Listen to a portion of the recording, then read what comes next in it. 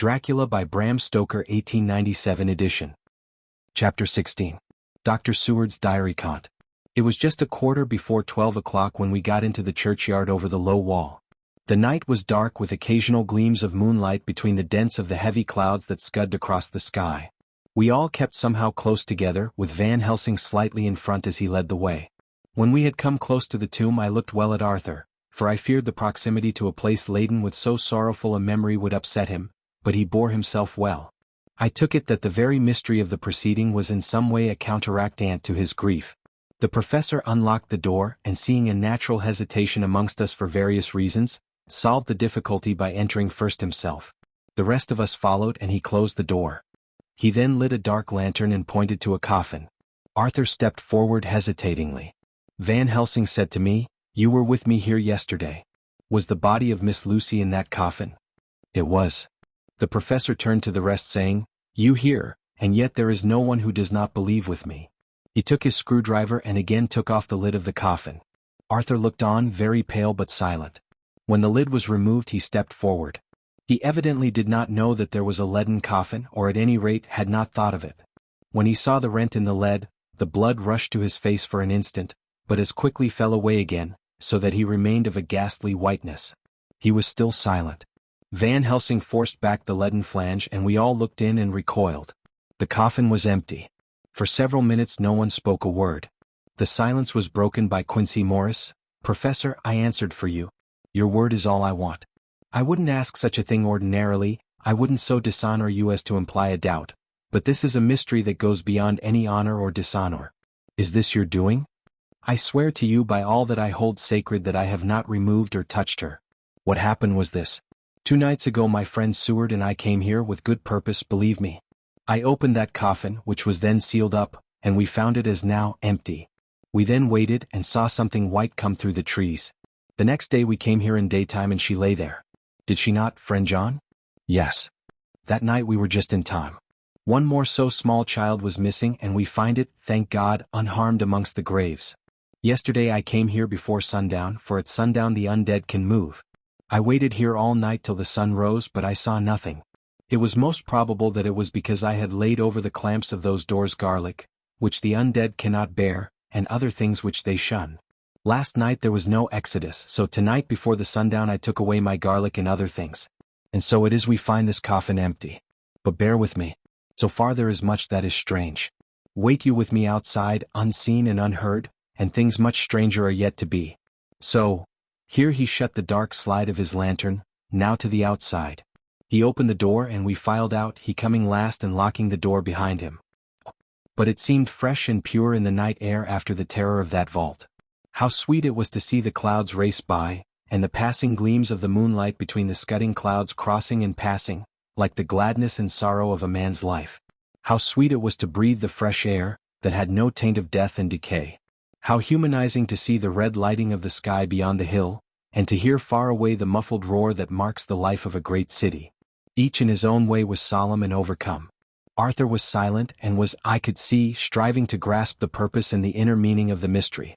I was myself tolerably patient, and half inclined again to throw aside doubt and to accept Van Helsing's conclusions. Quincy Morris was phlegmatic in the way of a man who accepts all things, and accepts them in the spirit of cool bravery, with hazard of all he has at stake. Not being able to smoke, he cut himself a good-sized plug of tobacco and began to chew. As to Van Helsing, he was employed in a definite way. First he took from his bag a mass of what looked like thin, wafer-like biscuit, which was carefully rolled up in a white napkin. Next he took out a double handful of some whitish stuff like dough or putty. He crumbled the wafer up fine and worked it into the mass between his hands.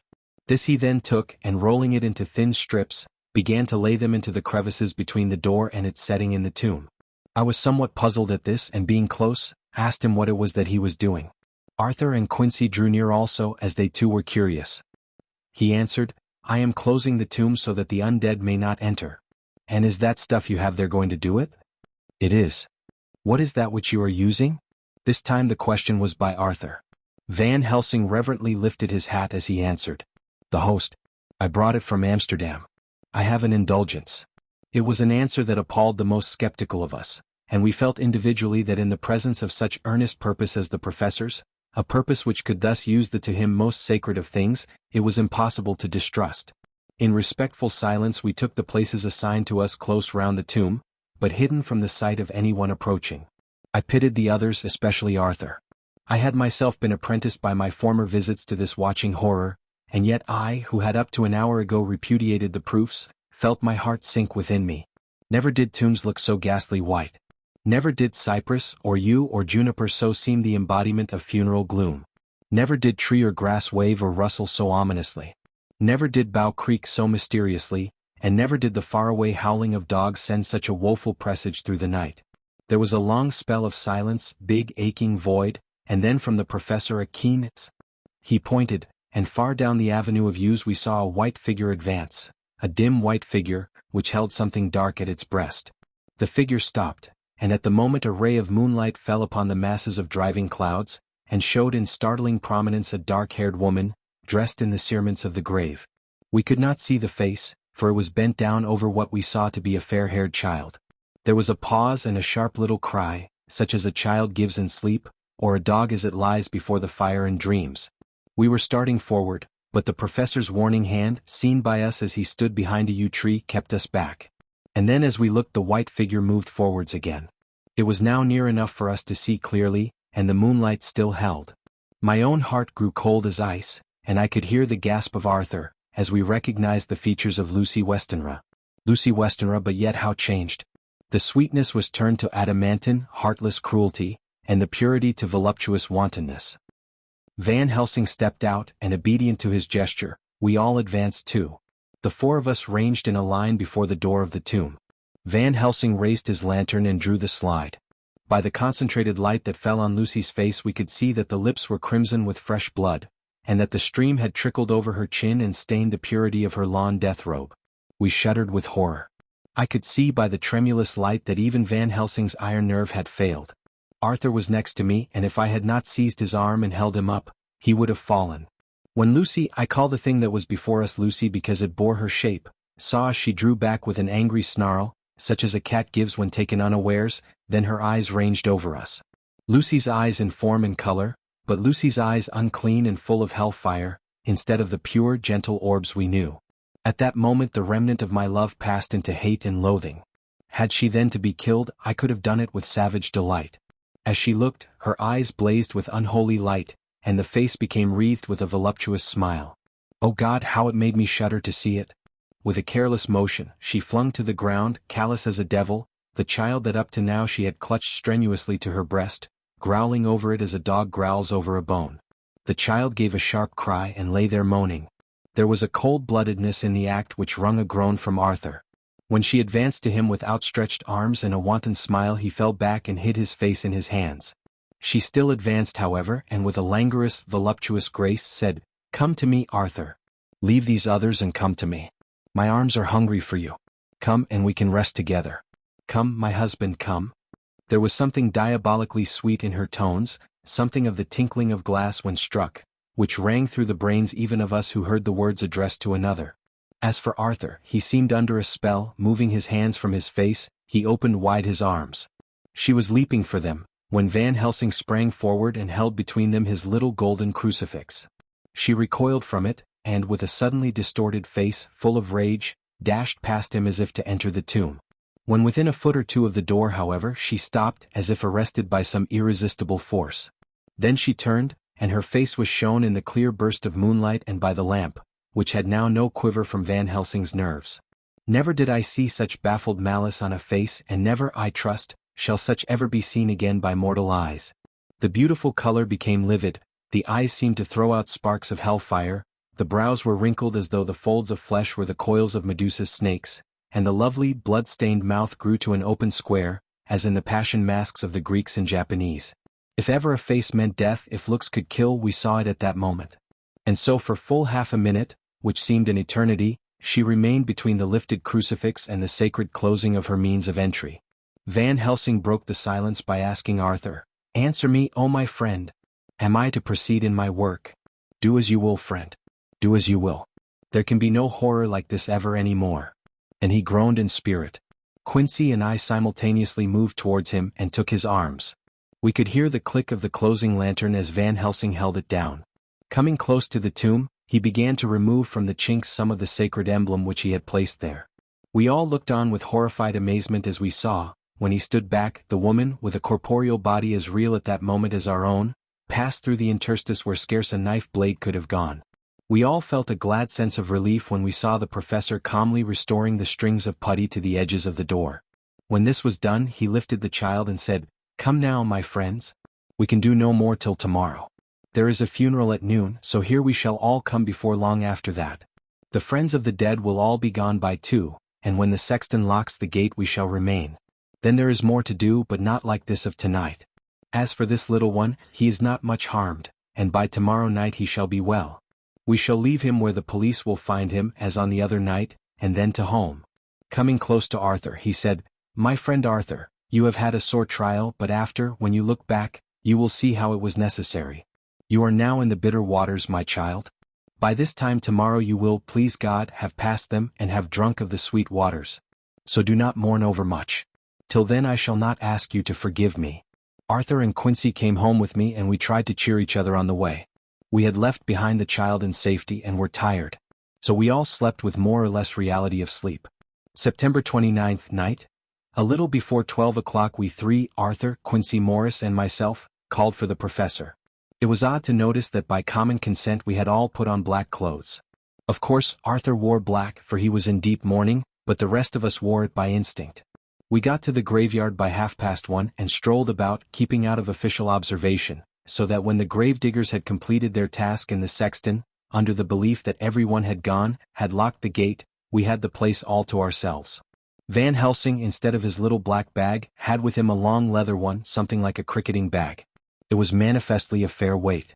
When we were alone and had heard the last of the footsteps die out up the road, we silently, and as if by ordered intention, followed the professor to the tomb. He unlocked the door and we entered, closing it behind us. Then he took from his bag the lantern, which he lit, and also 2 wax candles, which, when lighted, he stuck by melting their own ends on other coffins, so that they might give light sufficient to work by. When he again lifted the lid off Lucy's coffin we all looked, Arthur trembling like an aspen, and saw that the corpse lay there in all its death beauty. But there was no love in my own heart, nothing but loathing for the foul thing which had taken Lucy's shape without her soul. I could see even Arthur's face grow hard as he looked.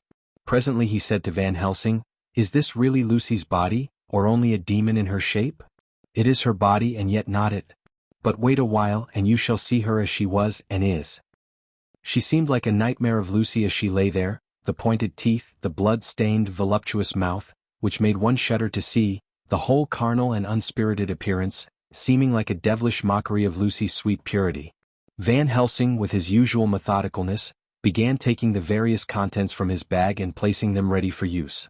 First he took out a soldering iron and some plumbing solder, and then small oil lamp, which gave out, when lit in a corner of the tomb, gas which burned at a fierce heat with a blue flame, then his operating knives, which he placed to hand, and last a round wooden stake, some 2½ or 3 inches thick and about 3 feet long.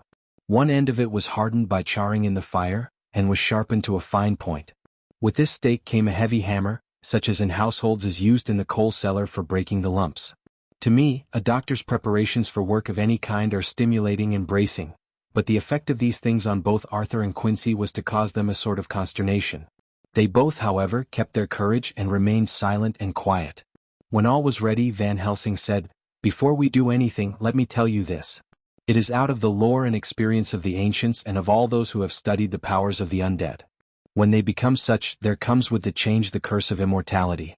They cannot die, but must go on age after age, adding new victims and multiplying the evils of the world. For all that die from the preying of the undead become themselves undead, and prey on their kind. And so the circle goes on ever widening, like as the ripples from a stone thrown in the water. Friend Arthur, if you had met that kiss which you know of before poor Lucy died, or again last night when you opened your arms to her, you would in time, when you had died, have become Nosferatu, as they call it in Eastern Europe, and would for all time make more of those undeads that so have filled us with horror. The career of this so unhappy dear lady is but just begun. Those children whose blood she sucked are not as yet so much the worse, but if she lives on, undead, more and more they lose their blood, and by her power over them they come to her, and so she draw their blood with that so wicked mouth. But if she die in truth, then all cease. The tiny wounds of the throats disappear, and they go back to their play unknowing ever of what has been. But of the most blessed of all, when this now undead be made to rest as true dead, then the soul of the poor lady whom we love shall again be free. Instead of working wickedness by night and growing more debased in the assimilating of it by day, she shall take her place with the other angels. So that, my friend, it will be a blessed hand for her that shall strike the blow that sets her free. To this I am willing, but is there none amongst us who has a better right? Will it be no joy to think of hereafter in the silence of the night when sleep is not? It was my hand that sent her to the stars. It was the hand of him that loved her best, the hand that of all she would herself have chosen, had it been to her to choose. Tell me if there be such a one amongst us. We all looked at Arthur. He saw too what we all did, the infinite kindness which suggested that his should be the hand which would restore Lucy to us as a holy, and not an unholy memory. He stepped forward and said bravely, though his hand trembled and his face was as pale as snow, "My true friend, from the bottom of my broken heart I thank you. Tell me what I am to do, and I shall not falter." Van Helsing laid a hand on his shoulder and said, "Brave lad. A moment's courage and it is done. This stake must be driven through her. It will be a fearful ordeal, be not deceived in that, but it will be only a short time, and you will then rejoice more than your pain was great. From this grim tomb you will emerge as though you tread on air. But you must not falter when once you have begun. Only think that we, your true friends, are round you, and that we pray for you all the time." "Go on," said Arthur hoarsely. "Tell me what I am to do." "Take this stake in your left hand, ready to place to the point over the heart, and the hammer in your right. Then when we begin our prayer for the dead, I shall read him, I have here the book, and the others shall follow, striking God's name, that so all may be well with the dead that we love and that the undead pass away." Arthur took the stake and the hammer, and when once his mind was set on action his hands never trembled nor even quivered. Van Helsing opened his missal and began to read, and Quincy and I followed as well as we could. Arthur placed the point over the heart, and as I looked I could see its dint in the white flesh. Then he struck with all his might. The thing in the coffin writhed, and a hideous, blood-curdling screech came from the opened red lips. The body shook and quivered and twisted in wild contortions. The sharp white teeth champed together till the lips were cut, and the mouth was smeared with a crimson foam. But Arthur never faltered. He looked like a figure of Thor as his untrembling arm rose and fell, driving deeper and deeper the mercy-bearing stake, whilst the blood from the pierced heart welled and spurted up around it. His face was set, and high duty seemed to shine through it. The sight of it gave us courage so that our voices seemed to ring through the little vault. And then the writhing and quivering of the body became less, and the teeth seemed to champ and the face to quiver. Finally it lay still. The terrible task was over. The hammer fell from Arthur's hand. He reeled and would have fallen had we not caught him. The great drops of sweat sprang from his forehead, and his breath came in broken gasps. It had indeed been an awful strain on him, and had he not been forced to his task by more than human considerations he could never have gone through with it. For a few minutes we were so taken up with him that we did not look towards the coffin. When we did, however, a murmur of startled surprise ran from one to the other of us. We gazed so eagerly that Arthur rose, for he had been seated on the ground, and came and looked too, and then a glad strange light broke over his face and dispelled altogether the gloom of horror that lay upon it. There, in the coffin lay no longer the foul thing that we had so dreaded and groaned to hate, that the work of her destruction was yielded as a privilege to the one best entitled to it, but Lucy as we had seen her in life, with her face of unequaled sweetness and purity. True that there were there, as we had seen them in life, the traces of care and pain and waste. But these were all dear to us, for they marked her truth to what we knew. One and all we felt that the holy calm that lay like sunshine over the wasted face and form was only an earthly token and symbol of the calm that was to reign forever. Van Helsing came and laid his hand on Arthur's shoulder and said to him, "And now, Arthur my friend, dear lad, am I not forgiven?" The reaction of the terrible strain came as he took the old man's hand in his, and raising it to his lips, pressed it and said, "Forgiven! God bless you that you have given my dear one her soul again and me peace." He put his hands on the professor's shoulder, and laying his head on his breast, cried for a while silently, whilst we stood unmoving. When he raised his head Van Helsing said to him, "And now, my child, you may kiss her. Kiss her dead lips if you will, as she would have you to, if for her to choose. For she is not a grinning devil now, not any more a foul thing for all eternity. No longer she is the devil's undead. She is God's true dead, whose soul is with him." Arthur bent and kissed her, and then we sent him and Quincy out of the tomb. The professor and I sawed the top off the stake, leaving the point of it in the body. Then we cut off the head and filled the mouth with garlic. We soldered up the leaden coffin, screwed on the coffin lid, and gathering up our belongings came away. When the professor locked the door, he gave the key to Arthur. Outside the air was sweet, the sun shone, and the birds sang, and it seemed as if all nature were tuned to a different pitch. There was gladness and mirth and peace everywhere, for we were at rest ourselves on one account, and we were glad, though it was with a tempered joy. Before we moved away, Van Helsing said, "Now, my friends, one step of our work is done, one the most harrowing to ourselves. But there remains a greater task, to find out the author of all this our sorrow and to stamp him out. I have clues which we can follow, but it is a long task and a difficult one, and there is danger in it and pain. Shall you not all help me? We have learned to believe, all of us, is it not so? And since so, do we not see our duty? Yes. And do we not promise to go on to the bitter end?" Each in turn we took his hand, and the promise was made. Then said the professor as we moved off, "2 nights hence you shall meet with me and dine together at 7 of the clock with friend John. I shall entreat 2 others, 2 that you know not as yet, and I shall be ready to all our work show and our plans unfold. Friend John, you come with me home, for I have much to consult you about, and you can help me. Tonight I leave for Amsterdam, but shall return tomorrow night. And then begins our great quest. But first I shall have much to say, so that you may know what to do and to dread. Then our promise shall be made to each other anew. For there is a terrible task before us, and once our feet are on the plowshare we must not draw back." Chapter 17. Dr. Seward's Diary Cont. When we arrived at the Berkeley Hotel, Van Helsing found a telegram waiting for him. "I am coming up by train. Jonathan at Whitby. Important news. Mina Harker." The professor was delighted. "Ah, that wonderful Madame Mina," he said, "pearl among women. She arrived, but I cannot stay. She must go to your house, friend John. You must meet her at the station. Telegraph her en route so that she may be prepared." When the wire was dispatched, he had a cup of tea.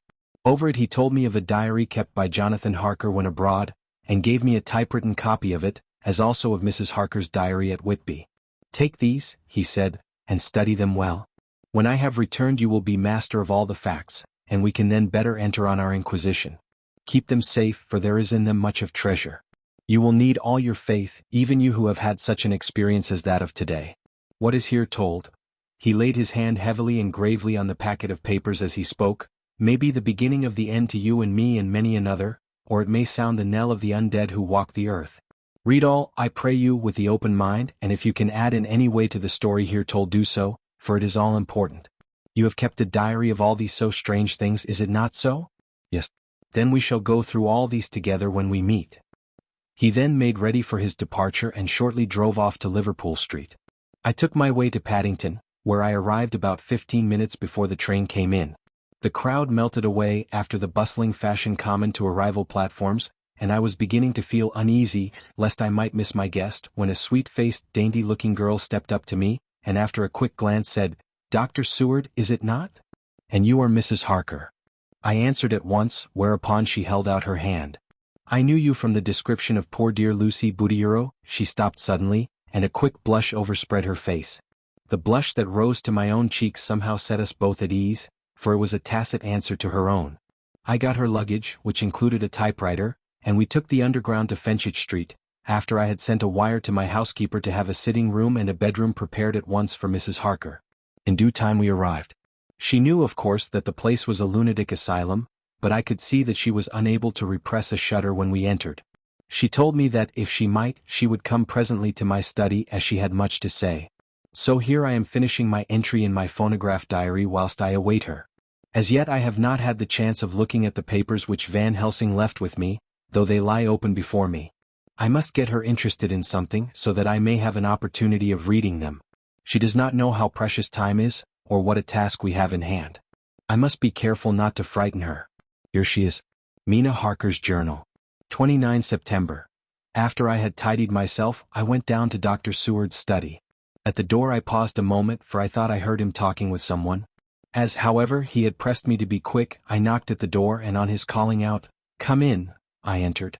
To my intense surprise there was no one with him. He was quite alone, and on the table opposite him was what I knew at once from the description to be a phonograph. I had never seen one and was much interested. "I hope I did not keep you waiting," I said, "but I stayed at the door as I heard you talking, and thought there was someone with you." "Oh," he replied with a smile, "I was only entering my diary." "Your diary?" I asked him in surprise. "Yes," he answered. "I keep it in this." As he spoke, he laid his hand on the phonograph. I felt quite excited over it and blurted out, "Why, this beats even shorthand. May I hear it say something?" "Certainly," he replied with alacrity, and stood up to put it in train for speaking. Then he paused, and a troubled look overspread his face. "The fact is," he began awkwardly, "I only keep my diary in it, and as it is almost entirely about my cases, it may be awkward, that is, I mean euro." He stopped, and I tried to help him out of his embarrassment. "You helped to attend dear Lucy at the end. Let me hear how she died. For all that I know of her, I shall be very grateful. She was very, very dear to me." To my surprise, he answered, with a horror-struck look in his face, "Tell you of her death? Not for the wide world." "Why not?" I asked, for some grave, terrible feeling was coming over me. Again he paused, and I could see that he was trying to invent an excuse. At length he stammered out, "You see, I do not know how to pick out any particular part of the diary." Even while he was speaking, an idea dawned upon him, and he said with unconscious simplicity, in a different voice, and with the naivete of a child, "That's quite true, upon my honor." Honest Indian. I could not but smile, at which he grimaced. "I gave myself away that time," he said. "But do you know that, although I have kept the diary for months past, it never once struck me how I was going to find any particular part of it in case I wanted to look it up? By this time my mind was made up that the diary of a doctor who attended Lucy might have something to add to the sum of our knowledge of that terrible being, and I said boldly, "Then, Dr. Seward, you had better let me copy it out for you on my typewriter." He grew to a positively deathly pallor as he said, "No, no, no, for all the world. I wouldn't let you know that terrible story." Then it was terrible. My intuition was right. For a moment, I thought, and as my eyes ranged the room, unconsciously looking for something or some opportunity to aid me, they lit on a great batch of typewriting on the table. His eyes caught the look in mine and, without his thinking, followed their direction. As they saw the parcel, he realized my meaning. "You do not know me," I said. "When you have read those papers, my own diary and my husband's also, which I have typed, you will know me better. I have not faltered in giving every thought of my own heart in this cause. But of course you do not know me yet, and I must not expect you to trust me so far. He is certainly a man of noble nature. Poor dear Lucy was right about him." He stood up and opened a large drawer, in which were arranged in order a number of hollow cylinders of metal covered with dark wax, and said, "You are quite right. I did not trust you because I did not know you. But I know you now, and let me say that I should have known you long ago. I know that Lucy told you of me. She told me of you too. May I make the only atonement in my power? Take the cylinders and hear them. The first half-dozen of them are personal to me, and they will not horrify you. Then you will know me better. Dinner will by then be ready. In the meantime I shall read over some of these documents, and shall be better able to understand certain things." He carried the phonograph himself up to my sitting room and adjusted it for me. "Now I shall learn something pleasant, I am sure. For it will tell me the other side of a true love episode of which I know one side already." Dr. Seward's Diary. 29 September. I was so absorbed in that wonderful diary of Jonathan Harker and that other of his wife that I let the time run on without thinking. Mrs. Harker was not down when the maid came to announce dinner, so I said, "She is possibly tired. Let dinner wait an hour," and I went on with my work. I had just finished Mrs. Harker's diary when she came in. She looked sweetly pretty but very sad, and her eyes were flushed with crying. This somehow moved me much. Of late I have had cause for tears, God knows. But the relief of them was denied me, and now the sight of those sweet eyes, brightened by recent tears, went straight to my heart. So I said as gently as I could, "I greatly fear I have distressed you." "Oh no, not distressed me," she replied. "But I have been more touched than I can say by your grief. That is a wonderful machine, but it is cruelly true. It told me in its very tones the anguish of your heart. It was like a soul crying out to Almighty God. No one must hear them spoken ever again. See, I have tried to be useful. I have copied out the words on my typewriter, and none other need now hear your heart beat as I did. No one need ever know, shall ever know," I said in a low voice. She laid her hand on mine and said very gravely, "Ah, but they must." "Must? But why?" I asked. "Because it is a part of the terrible story, a part of poor Lucy's death and all that led to it. Because in the struggle which we have before us to rid the earth of this terrible monster we must have all the knowledge and all the help which we can get. I think that the cylinders which you gave me contain more than you intended me to know. But I can see that there are in your record many lights to this dark mystery. You will let me help, will you not? I know all up to a certain point, and I see already, though your diary only took me to September 7th, how poor Lucy was beset, and how her terrible doom was being wrought out. Jonathan and I have been working day and night since Professor Van Helsing saw us. He has gone to Whitby to get more information, and he will be here tomorrow to help us. We need have no secrets amongst us. Working together and with absolute trust, we can surely be stronger than if some of us were in the dark. She looked at me so appealingly, and at the same time manifested such courage and resolution in her bearing, that I gave in at once to her wishes. You shall, I said, do as you like in the matter. God forgive me if I do wrong. There are terrible things yet to learn of, but if you have so far traveled on the road to poor Lucy's death, you will not be content, I know, to remain in the dark. Nay, the end, the very end, may give you a gleam of peace. Come, there is dinner. We must keep one another strong for what is before us. We have a cruel and dreadful task. When you have eaten you shall learn the rest, and I shall answer any questions you ask, if there be anything which you do not understand, though it was apparent to us who were present. Mina Harker's Journal. 29 September. After dinner I came with Dr. Seward to his study. He brought back the phonograph from my room and I took a chair and arranged the phonograph so that I could touch it without getting up, and showed me how to stop it in case I should want to pause. Then he very thoughtfully took a chair with his back to me, so that I might be as free as possible, and began to read. I put the forked metal to my ears and listened. When the terrible story of Lucy's death and all that followed was done, I lay back in my chair powerless. Fortunately I am not of a fainting disposition. When Dr. Seward saw me he jumped up with a horrified exclamation, and hurriedly taking a case bottle from the cupboard, gave me some brandy, which in a few minutes somewhat restored me. My brain was all in a whirl, and only that there came through all the multitude of horrors, the holy ray of light that my dear Lucy was at last at peace. I do not think I could have borne it without making a scene. It is all so wild and mysterious, and strange that if I had not known Jonathan's experience in Transylvania I could not have believed. As it was, I didn't know what to believe and so got out of my difficulty by attending to something else. I took the cover off my typewriter and said to Dr. Seward, "Let me write this all out now. We must be ready for Dr. Van Helsing when he comes. I have sent a telegram to Jonathan to come on here when he arrives in London from Whitby. In this matter dates are everything, and I think that if we get all of our material ready, and have every item put in chronological order, we shall have done much. You tell me that Lord Godalming and Mr. Morris are coming too. Let us be able to tell them when they come." He accordingly set the phonograph at a slow pace, and I began to type right from the beginning of the 17th cylinder. I used manifold and so took 3 copies of the diary just as I had done with the rest. It was late when I got through, but Dr. Seward went about his work of going his round of the patients. When he had finished he came back and sat near me reading so that I did not feel too lonely whilst I worked. How good and thoughtful he is. The world seems full of good men even if there are monsters in it. Before I left him I remembered what Jonathan put in his diary of the professor's perturbation at reading something in an evening paper at the station at Exeter. So, seeing that Dr. Seward keeps his newspapers, I borrowed the files of the Westminster Gazette and the Pall Mall Gazette, and took them to my room. I remember how much the Daily Graph and the Whitby Gazette, of which I had made cuttings, had helped us to understand the terrible events at Whitby when Count Dracula landed, so I shall look through the evening papers since then, and perhaps I shall get some new light. I am not sleepy and the work will help to keep me quiet. Dr. Seward's Diary. 30 September. Mr. Harker arrived at 9 o'clock. He got his wife's wire just before starting. He is uncommonly clever if one can judge from his face and full of energy. If this journal be true, and judging by one's own wonderful experiences, it must be, he is also a man of great nerve. That going down to the vault a second time was a remarkable piece of daring. After reading his account of it I was prepared to meet a good specimen of manhood, but hardly the quiet, businesslike gentleman who came here today. Later, after lunch Harker and his wife went back to their own room, and as I passed a while ago I heard the click of the typewriter. They are hard at it.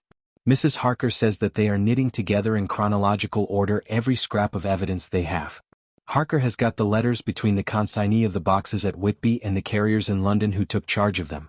He is now reading his wife's transcript of my diary. I wonder what they make out of it. Here at Euro. Strange that it never struck me that the very next house might be the Count's hiding place. Goodness knows that we had enough clues from the conduct of the patient Renfield. The bundle of letters relating to the purchase of the house were with the transcript. Oh, if we had only had them earlier we might have saved poor Lucy. Stop. That way madness lies.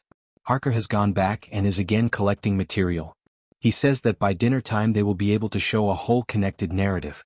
He thinks that in the meantime I should see Renfield, as hitherto he has been a sort of index to the coming and going of the Count. I hardly see this yet, but when I get at the dates I suppose I shall. What a good thing that Mrs. Harker put my cylinders into type. We never could have found the dates otherwise. I found Renfield sitting placidly in his room with his hands folded, smiling benignly. At the moment he seemed as sane as anyone I ever saw. I sat down and talked with him on a lot of subjects, all of which he treated naturally. He then, of his own accord, spoke of going home, a subject he has never mentioned to my knowledge during his sojourn here. In fact, he spoke quite confidently of getting his discharge at once. I believe that, had I not had the chat with Harker and read the letters and the dates of his outbursts, I should have been prepared to sign for him after a brief time of observation. As it is, I am darkly suspicious. All those outbreaks were in some way linked with the proximity of the Count. What then does this absolute content mean? Can it be that his instinct is satisfied as to the vampire's ultimate triumph? Stay. He is himself zoophagous, and in his wild ravings outside the chapel door of the deserted house he always spoke of master. This all seems confirmation of our idea. However, after a while I came away. My friend is just a little too sane at present to make it safe to probe him too deep with questions. He might begin to think and Euro, so I came away. I mistrust these quiet moods of his, so I have given the attendant a hint to look closely after him, and to have a straight waistcoat ready in case of need. Jonathan Harker's Journal. September 29th, in train to London. When I received Mr. Billington's courteous message that he would give me any information in his power, I thought it best to go down to Whitby and make, on the spot, such inquiries as I wanted. It was now my object to trace that horrid cargo of the Count's to its place in London. Later we may be able to deal with it. Billington Jr., a nice lad, met me at the station and brought me to his father's house, where they had decided that I must spend the night. They are hospitable, with true Yorkshire hospitality, give a guest everything and leave him to do as he likes. They all knew that I was busy and that my stay was short, and Mr. Billington had ready in his office all the papers concerning the consignment of boxes. It gave me almost a turn to see again one of the letters which I had seen on the Count's table before I knew of his diabolical plans. Everything had been carefully thought out and done systematically and with precision. He seemed to have been prepared for every obstacle which might be placed by accident in the way of his intentions being carried out. To use an Americanism, he had taken no chances, and the absolute accuracy with which his instructions were fulfilled was simply the logical result of his care. I saw the invoice and took note of it. 50 cases of common earth, to be used for experimental purposes. Also the copy of the letter to Carter Patterson and their reply. Of both these I got copies. This was all the information Mr. Billington could give me, so I went down to the port and saw the Coast Guards, the customs officers and the harbor master, who kindly put me in communication with the men who had actually received the boxes. Their tally was exact with the list, and they had nothing to add to the simple description 50 cases of common earth, except that the boxes were main and mortal heavy, and that shifting them was dry work. One of them added that it was hard lines, that there wasn't any gentleman, such like as like yourself, squire, to show some sort of appreciation of their efforts in a liquid form. Another put in a rider that the thirst then generated was such that even the time which had elapsed had not completely elated. Needless to add, I took care before leaving to lift, forever and adequately, this source of reproach. 30 September. The station master was good enough to give me a line to his old companion the station master at King's Cross, so that when I arrived there in the morning I was able to ask him about the arrival of the boxes. He, too, put me at once in communication with the proper officials, and I saw that their tally was correct with the original invoice. The opportunities of acquiring an abnormal thirst had been here limited. A noble use of them had, however, been made, and again I was compelled to deal with the result in ex post facto manner. From thence I went to Carter Patterson's central office, where I met with the utmost courtesy. They looked up the transaction in their day book and letter book, and at once telephoned to their King's Cross office for more details. By good fortune, the men who did the teaming were waiting for work, and the official at once sent them over, sending also by one of them the waybill and all the papers connected with the delivery of the boxes at Carfax. Here again I found the tally agreeing exactly. The carrier's men were able to supplement the paucity of the written words with a few more details. These were, I shortly found, connected almost solely with the dusty nature of the job, and the consequent thirst engendered in the operators. On my affording an opportunity, through the medium of the currency of the realm, of the allaying at a later period, this beneficial evil, one of the men remarked, that Uz governor, is the rummiest I ever was in. 1. But it ain't been touched since 100 years. There was dust that thick in the place that you might have slept on it without 'urtin' of your bones. And the place was that neglected that yer might ave smelled old Jerusalem in it. But the old chapel that took the tzika that did. Me and my mate, we thought we wouldn't never get out quick enough. Lor, I wouldn't take less nor a quid a moment to stay there arter dark. Having been in the house I could well believe him, but if he knew what I know he would, I think, have raised his terms. Of one thing I am now satisfied.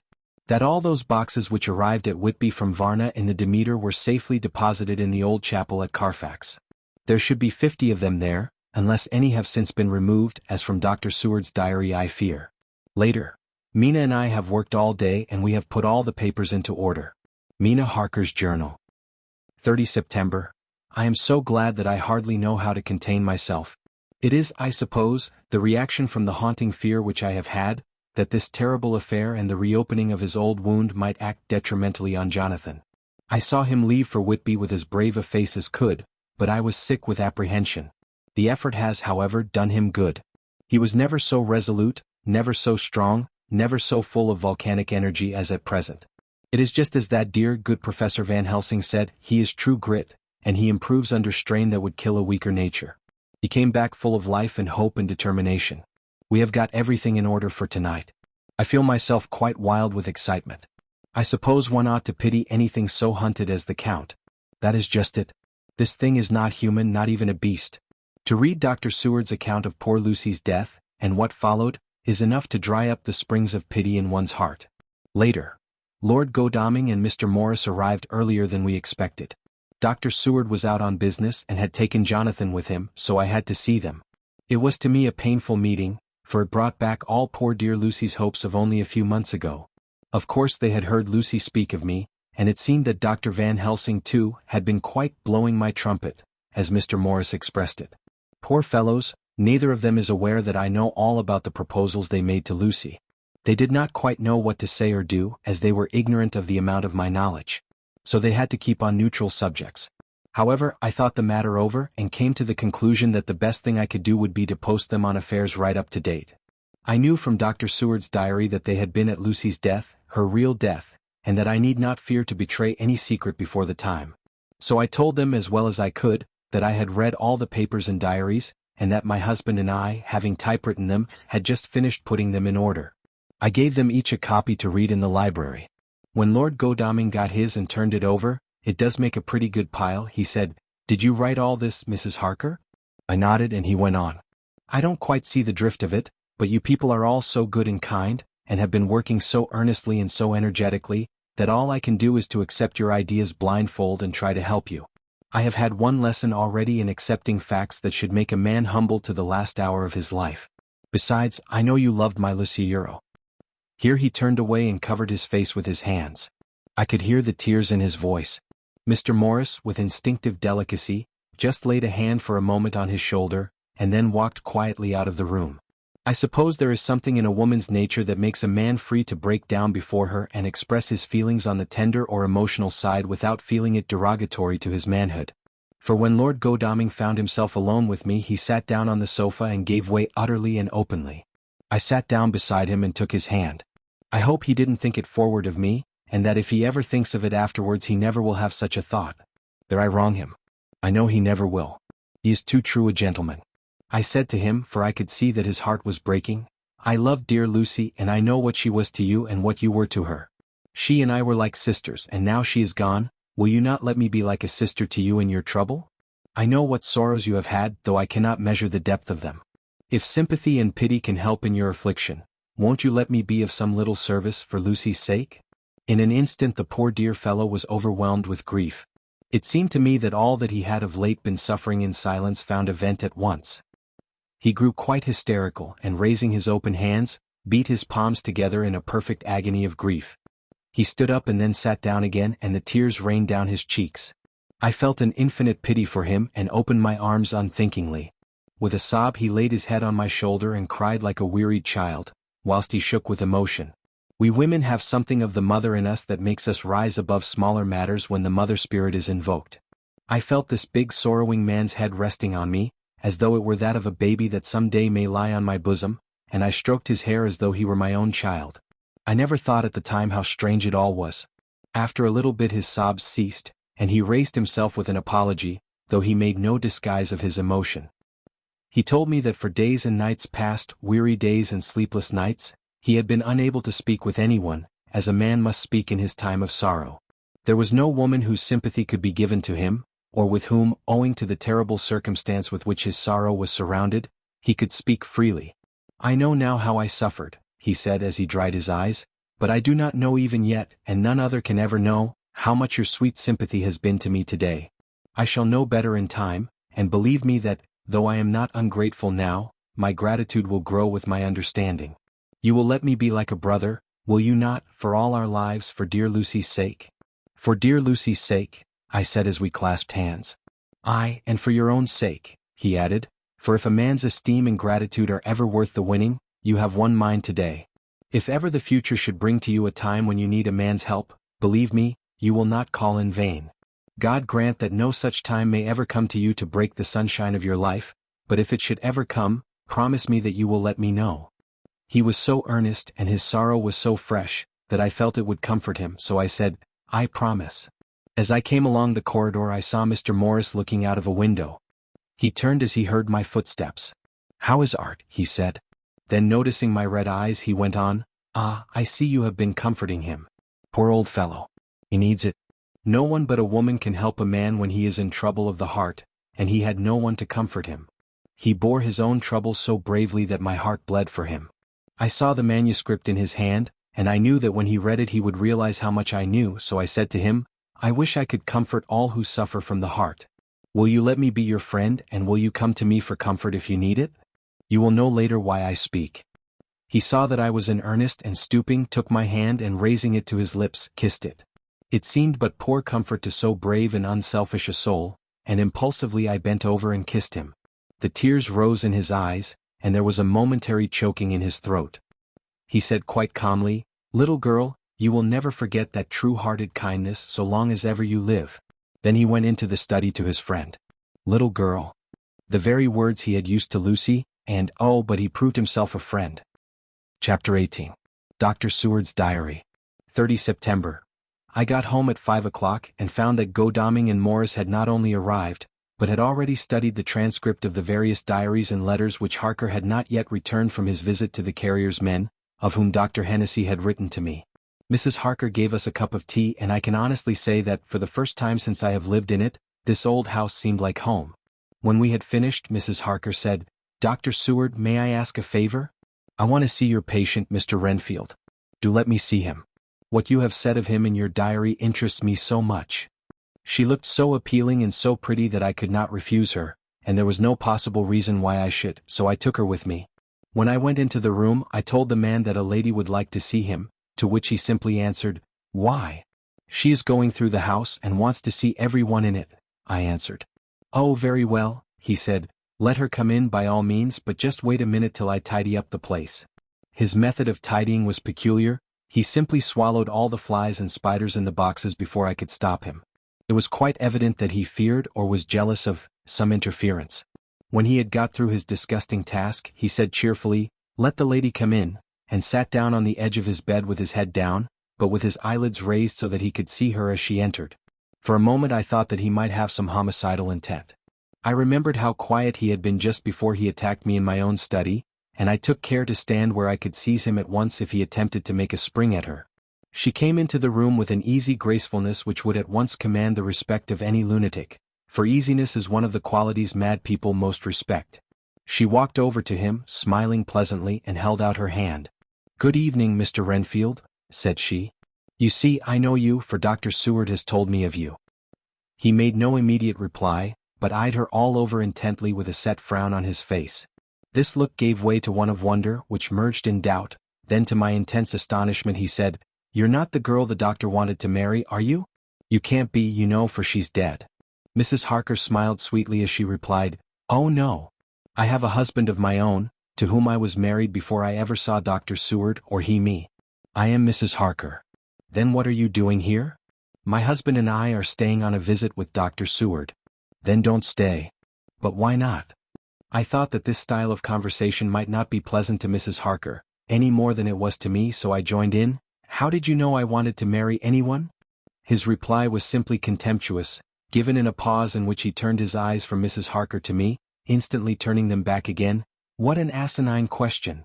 I don't see that at all, Mr. Renfield, said Mrs. Harker, at once championing me. He replied to her with as much courtesy and respect as he had shown contempt to me. You will of course understand, Mrs. Harker, that when a man is so loved and honored as our host is, everything regarding him is of interest in our little community. Dr. Seward is loved not only by his household and his friends, but even by his patients who, being some of them hardly in mental equilibrium, are appointment to distort causes and effects. Since I myself have been an inmate of a lunatic asylum, I cannot but notice that the sophistic tendencies of some of its inmates lean towards the errors of non causa and ignoratio elench. I positively opened my eyes at this new development. Here was my own pet lunatic, the most pronounced of his type that I had ever met with, talking elemental philosophy, and with the manner of a polished gentleman. I wonder if it was Mrs. Harker's presence which had touched some chord in his memory. If this new phase was spontaneous, or in any way due to her unconscious influence, she must have some rare gift or power.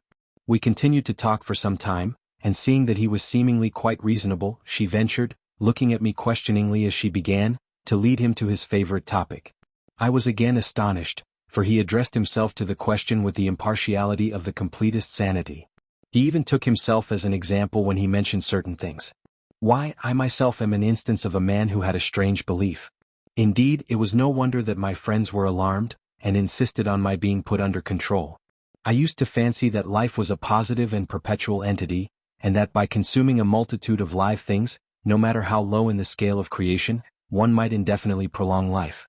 At times I held the belief so strongly that I actually tried to take human life. The doctor here will bear me out that on one occasion I tried to kill him for the purpose of strengthening my vital powers by the assimilation with my own body of his life through the medium of his blood, relying of course, upon the scriptural phrase, for the blood is the life. Though, indeed, the vendor of a certain nostrum has vulgarized the truism to the very point of contempt. Isn't that true, doctor? I nodded assent, for I was so amazed that I hardly knew what to either think or say. It was hard to imagine that I had seen him eat up his spiders and flies not 5 minutes before. Looking at my watch, I saw that I should go to the station to meet Van Helsing, so I told Mrs. Harker that it was time to leave. She came at once, after saying pleasantly to Mr. Renfield, "Goodbye, and I hope I may see you often, under auspices pleasanter to yourself." To which, to my astonishment, he replied, "Goodbye, my dear.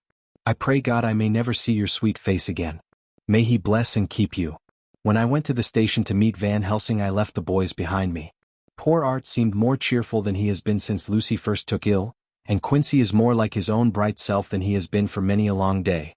Van Helsing stepped from the carriage with the eager nimbleness of a boy. He saw me at once and rushed up to me saying, "Ah, friend John, how goes all?" "Well, so. I have been busy, for I come here to stay if need be. All affairs are settled with me, and I have much to tell." "Madam Mina is with you?" "Yes." "And her so fine husband? And Arthur and my friend Quincy, they are with you too? Good." As I drove to the house I told him of what had passed, and of how my own diary had come to be of some use through Mrs. Harker's suggestion, at which the professor interrupted me. "Ah, that wonderful Madam Mina. She has man's brain, a brain that a man should have were he much gifted, and a woman's heart. The good God fashioned her for a purpose, believe me, when He made that so good combination. Friend John, up to now fortune has made that woman of help to us. After tonight she must not have to do with this so terrible affair. It is not good that she run a risk so great. We men are determined, nay, are we not pledged, to destroy this monster? But it is no part for a woman. Even if she be not harmed, her heart may fail her in so much and so many horrors, and hereafter she may suffer, both in waking from her nerves and in sleep from her dreams. And, besides, she is a young woman and not so long married. There may be other things to think of some time, if not now. You tell me she has wrote all, then she must consult with us, but tomorrow she say goodbye to this work and we go alone." I agreed heartily with him, and then I told him what we had found in his absence, that the house which Dracula had bought was the very next one to my own. He was amazed, and a great concern seemed to come on him. "Oh, that we had known it before," he said, "for then we might have reached him in time to save poor Lucy. However, The milk that is spilt cries not out afterwards, as you say. We shall not think of that, but go on our way to the end. Then he fell into a silence that lasted till we entered my own gateway. Before we went to prepare for dinner he said to Mrs. Harker, "I am told, Madam Mina, by my friend John that you and your husband have put up in exact order all things that have been, up to this moment." "Not up to this moment, Professor," she said impulsively, "but up to this morning." "But why not up to now? We have seen hitherto how good light all the little things have made. We have told our secrets, and yet no one who has told is the worse for it." Mrs. Harker began to blush, and taking a paper from her pockets she said, "Dr. Van Helsing, will you read this and tell me if it must go in? It is my record of today. I too have seen the need of putting down at present everything however trivial, but there is little in this except what is personal. Must it go in?" The professor read it over gravely and handed it back, saying, "It need not go in if you do not wish it, but I pray that it may. It can but make your husband love you the more, and all us, your friends, more honor you as well as more esteem and love." She took it back with another blush and a bright smile. "And so now, up to this very hour, all the records we have are complete and in order. The professor took away one copy to study after dinner, and before our meeting, which is fixed for 9 o'clock. The rest of us have already read everything, so when we meet in the study we shall all be informed as to facts, and can arrange our plan of battle with this terrible and mysterious enemy." Mina Harker's Journal. 30 September. When we met in Dr. Seward's study 2 hours after dinner, which had been at 6 o'clock, we unconsciously formed a sort of board or committee. Professor Van Helsing took the head of the table, to which Dr. Seward motioned him as he came into the room. He made me sit next to him on his right and asked me to act as secretary. Jonathan sat next to me. Opposite us were Lord Godalming, Dr. Seward, and Mr. Morris, Lord Godalming being next the professor, and Dr. Seward in the center. The professor said, "I may, I suppose, take it that we are all acquainted with the facts that are in these papers." We all expressed assent, and he went on, "Then it were, I think, good that I tell you something of the kind of enemy with which we have to deal. I shall then make known to you something of the history of this man, which has been ascertained for me. So we then can discuss how we shall act and can take our measure according. There are such beings as vampires, some of us have evidence that they exist. Even had we not the proof of our own unhappy experience, the teachings and the records of the past give proof enough for sane peoples. I admit that at the first I was skeptic. Were it not that through long years I have trained myself to keep an open mind, I could not have believed until such time as that fact thunder on my ear. See, I prove. Alas, had I known at first what now I know, nay, had I even guessed at him, one so precious life had been spared to many of us who did love her. But that is gone, and we must so work that other poor souls perish not, whilst we can save. The Nosferatu do not die like the bee when he sting once. He is only stronger, and being stronger have yet more power to work evil. This vampire which is amongst us is of himself so strong in person as 20 men, he is of cunning more than mortal, for his cunning be the growth of ages, he have still the aids of necromancy, which is, as his etymology imply, the divination by the dead, and all the dead that he can come nigh to are for him at command. He is brute and more than brute. He is devil and callous, and the heart of him is not. He can, within his range, direct the elements, the storm, the fog, the thunder. He can command all the meaner things, the rat and the owl and the bat, the moth and the fox and the wolf. He can grow and become small, and he can at times vanish and come unknown. How then are we to begin our strike to destroy him? How shall we find his where, and having found it, how can we destroy? My friends, this is much, it is a terrible task that we undertake, and there may be consequence to make the brave shudder. For if we fail in this our fight he must surely win, and then where end we? Life is nothing's, I heed him not. But to fail here is not mere life or death.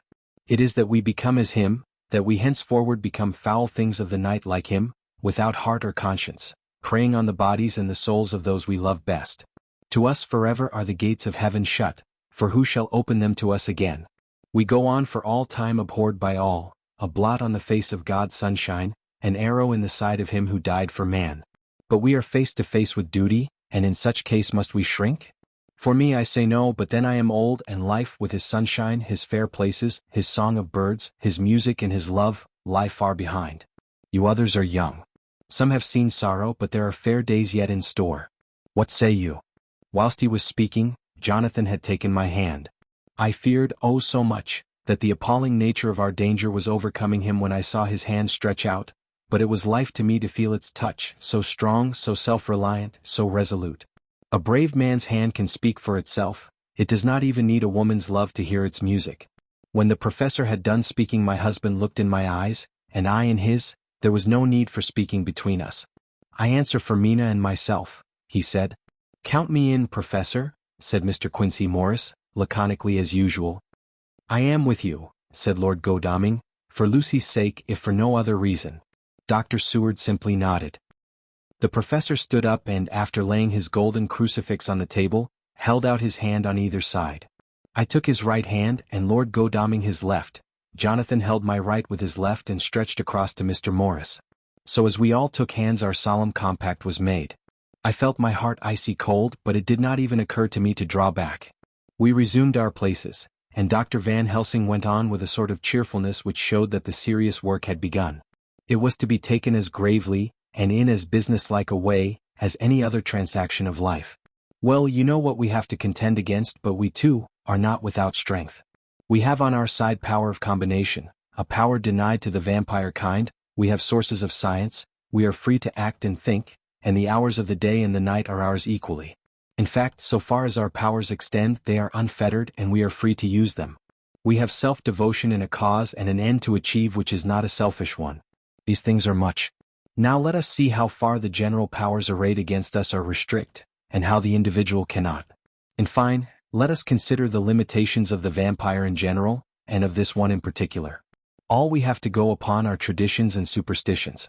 These do not at the first appear much, when the matter is one of life and death, nay of more than either life or death. Yet must we be satisfied in the first place because we have to be, no other means is at our control, and secondly because after all these things, tradition and superstition are everything. Does not the belief in vampires rest for others, though not, alas, for us on them? A year ago which of us would have received such a possibility, in the midst of our scientific, skeptical, matter-of-fact 19th century? We even scouted a belief that we saw justified under our very eyes. Take it, then, that the vampire, and the belief in his limitations and his cure, rest for the moment on the same base. For, let me tell you, he is known everywhere that men have been. In old Greece, in old Rome, he flourished in Germany all over, in France, in India, even in the Chermizes, and in China, so far from us in all ways, there even is he, and the peoples for him at this day. He have followed the wake of the Berserker Icelander, the devil-begotten Hun, the Slav, the Saxon, the Magyar. So far, then, we have all we may act upon, and let me tell you that very much of the beliefs are justified by what we have seen in our own so unhappy experience. The vampire live on, and cannot die by mere passing of the time. He can flourish when that he can fatten on the blood of the living. Even more, we have seen amongst us that he can even grow younger, that his vital faculties grow strenuous, and seem as though they refresh themselves when his special pabulum is plenty. But he cannot flourish without this diet, he eat not as others. Even friend Jonathan, who lived with him for weeks, did never see him eat, never. He throws no shadow, he make in the mirror no reflect, as again Jonathan observe. He has the strength of many of his hand, witness again Jonathan when he shut the door against the wolves, and when he help him from the diligence too. He can transform himself to wolf, as we gather from the ship arrival in Whitby. When he tear open the dog, he can be as bat, as Madam Mina saw him on the window at Whitby, and as friend John saw him fly from this so near house, and as my friend Quincy saw him at the window of Miss Lucy. He can come in mist which he create, that noble ship's captain proved him of this, but from what we know, the distance he can make this mist is limited, and it can only be round himself. He come on moonlight rays as elemental dust, as again Jonathan saw those sisters in the castle of Dracula. He becomes so small, we ourselves saw Miss Lucy ere she was at peace, slip through a hairbreadth space at the tomb door. He can, when once he find his way, come out from anything or into anything, no matter how close it be bound or even fused up with fire, solder you call it. He can see in the dark, no small power this, in a world which is one half shut from the light. Ah, but hear me through. He can do all these things, yet he is not free. Nay, he is even more prisoner than the slave of the galley, than the madman in his cell. He cannot go where he lists, he who is not of nature has yet to obey some of nature's laws, why we know not. He may not enter anywhere at the first, unless there be some one of the household who bid him to come, though afterwards he can come as he please. His power ceases as does that of all evil things at the coming of the day. Only at certain times can he have limited freedom. If he be not at the place whither he is bound, he can only change himself at noon or at exact sunrise or sunset. These things we are told, and in this record of ours we have proof by inference. Thus, whereas he can do as he will within his limit, when he have his earth home, his coffin home, his hell home, the place unhallowed, as we saw when he went to the grave of the suicide at Whitby, still at other time he can only change when the time come. It is said too that he can only pass running water at the slack or the flood of the tide. Then there are things which so afflict him that he has no power, as the garlic that we know of, and as for things sacred as this symbol, my crucifix, that was amongst us even now when we resolve, to them he is nothing, but in their presence he take his place far off and silent with respect. There are others too which I shall tell you of, lest in our seeking we may need them. The branch of wild rose on his coffin keep him that he move not from it, a sacred bullet fired into the coffin kill him so that he be true dead, and as for the stake through him, we know already of its peace or the cut-off head that giveth rest. We have seen it with our eyes. Thus when we find the habitation of this man that was, we can confine him to his coffin and destroy him, if we obey what we know. But he is clever. I have asked my friend Arminius, of Budapest University, to make his record, and from all the means that are, he tell me of what he has been. He must indeed have been that voivode Dracula who won his name against the Turk, over the great river on the very frontier of Turkeyland. If it be so, then was he no common man, for in that time and for centuries after, he was spoken of as the cleverest and the most cunning, as well as the bravest of the sons of the land beyond the forest. That mighty brain and that iron resolution went with him to his grave, and are even now arrayed against us. The Draculas were, says Arminius, a great and noble race, though now and again were scions who were held by their coevals to have had dealings with the evil one. They learned his secrets in the Scallamats, amongst the mountains over Lake Hermanstadt, where the devil claims the 10th scholar as his due. In the records are such words as Stregoica, witch, Ordog, and Pokol, Satan and hell, and in one manuscript this very Dracula is spoken of as Wamper, which we all understand too well. There have been from the loins of this very one great men and good women, and their graves make sacred the earth where alone this foulness can dwell. For it is not the least of its terrors that this evil thing is rooted deep in all good, in soil barren of holy memories it cannot rest. Whilst they were talking Mr. Morris was looking steadily at the window, and he now got up quietly and went out of the room. There was a little pause and then the professor went on.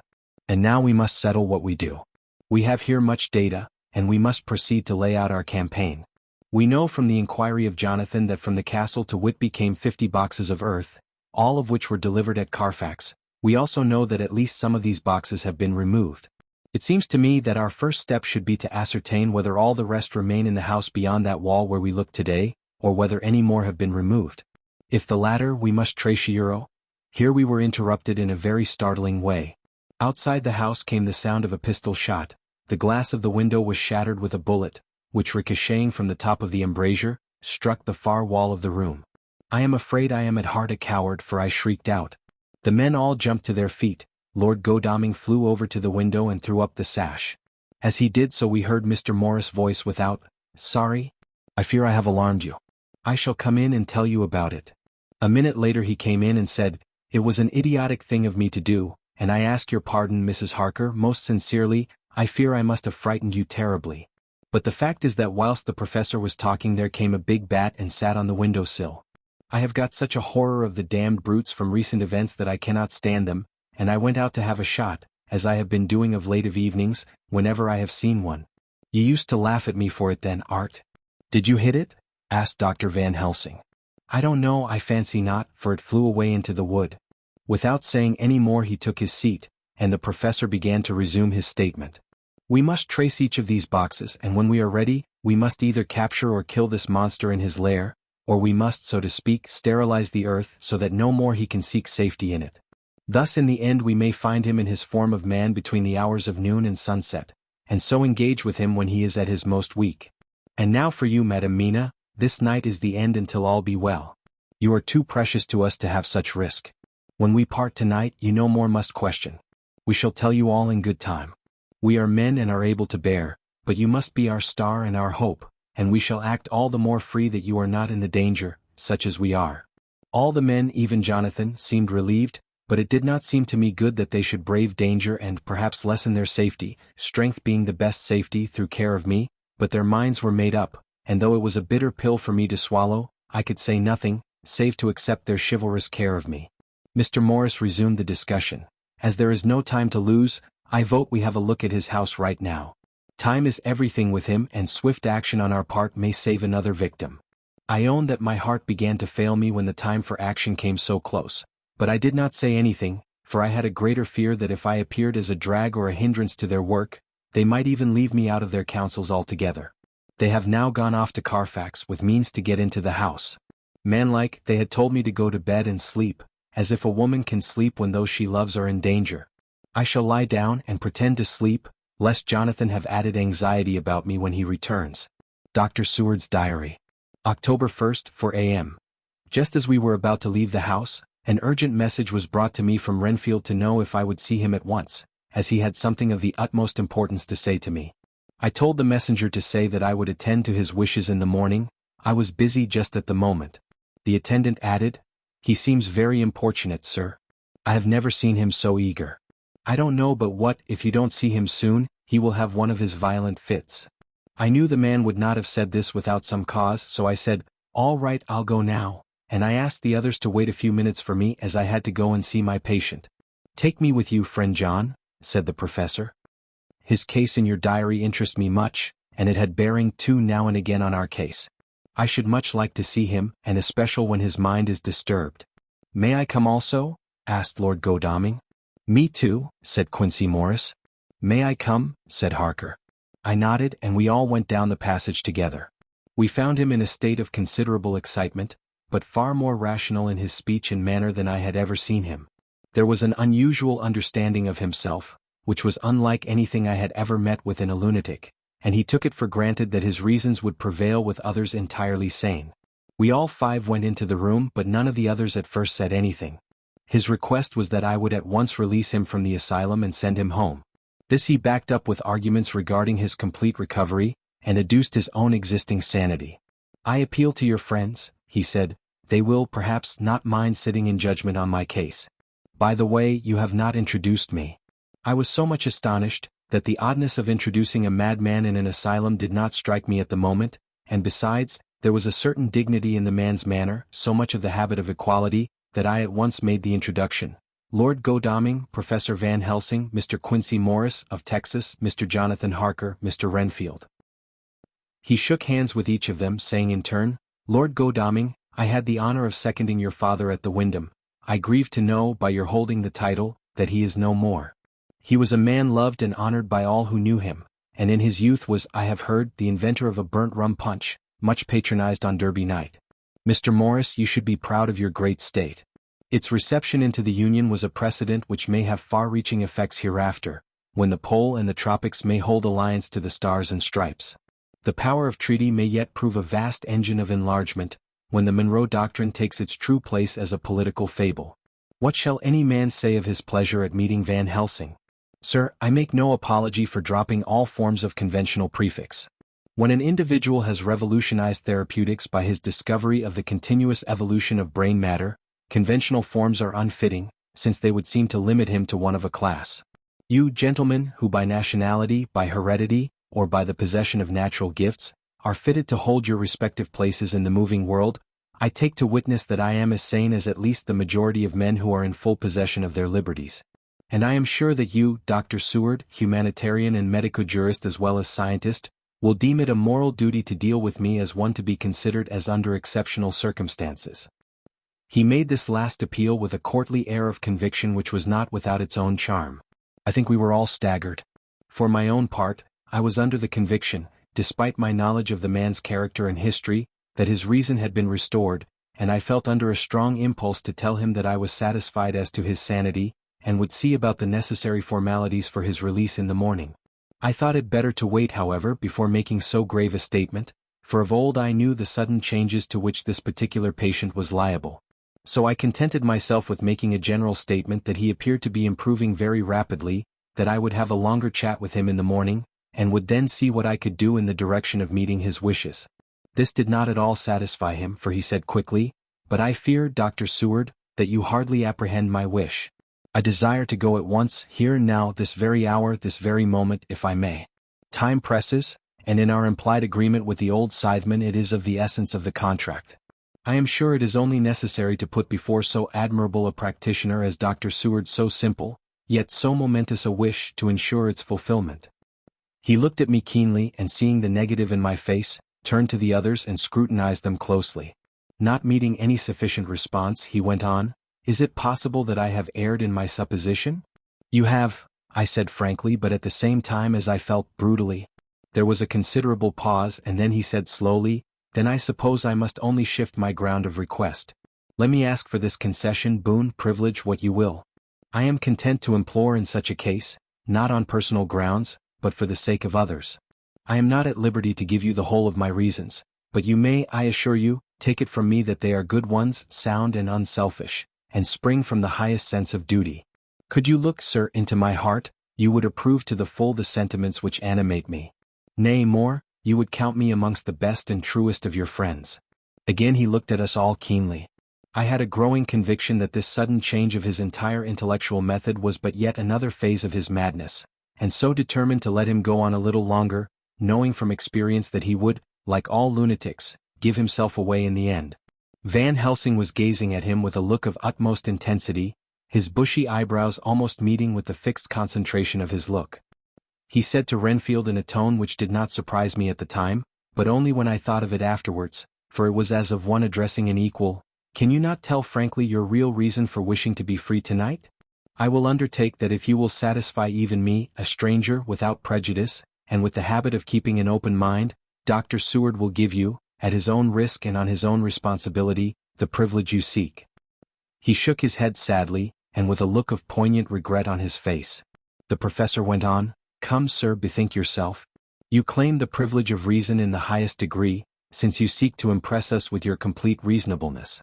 You do this, whose sanity we have reason to doubt, since you are not yet released from medical treatment for this very defect. If you will not help us in our effort to choose the wisest course, how can we perform the duty which you yourself put upon us? Be wise and help us, and if we can we shall aid you to achieve your wish." He still shook his head as he said, "Dr. Van Helsing, I have nothing to say. Your argument is complete, and if I were free to speak I should not hesitate a moment, but I am not my own master in the matter. I can only ask you to trust me. If I am refused, the responsibility does not rest with me." I thought it was now time to end the scene, which was becoming too comically grave, so I went towards the door, simply saying, "Come, my friends, we have work to do. Good night." As, however, I got near the door, a new change came over the patient. He moved towards me so quickly that for the moment I feared that he was about to make another homicidal attack. My fears, however, were groundless, for he held up his two hands imploringly, and made his petition in a moving manner. As he saw that the very excess of his emotion was militating against him, by restoring us more to our old relations, he became still more demonstrative. I glanced at Van Helsing, and saw my conviction reflected in his eyes, so I became a little more fixed in my manner, if not more stern, and motioned to him that his efforts were unavailing.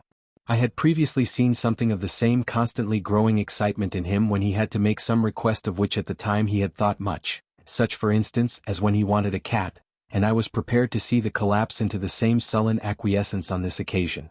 My expectation was not realized, for when he found that his appeal would not be successful, he got into quite a frantic condition.